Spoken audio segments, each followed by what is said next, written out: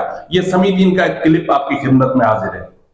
जरा देख लें कि एक बलोच औरत, एक मिसिंग पर्सन की बेटी, एक डॉक्टर की बेटी जिसका बाप 2009 से लापता है, क्या वो अपना बाप को भी नहीं ढूंढ सकती? क्या उसके लिए आवाज भी नहीं उठा सकती? क्या वॉइस फॉर मिसिंग पर्संस भी एक कलअदम ऑर्गेनाइजेशन है? क्या औरत मार्च भी कलअदम ऑर्गेनाइजेशन है? तो जिस तरीके से कराची में घसीटा गया, पकड़ा गया, ये एक तस्वीर इस वक्त आपकी स्क्रीन पर है, जरा देख लें।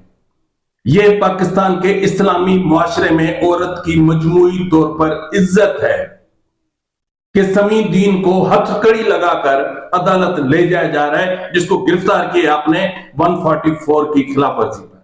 क्या 144 की खिलाफ वर्जी पर किसी औरत को इस तरह हथकड़ी लगाकर ले जाने पर क्या इस मुल्क के इदारों की गैरत सो रही है? क्या चीफ जस्टिस की गैरत सो रही है? क्या चीफ ऑफ आर्मी स्टाफ की गैरत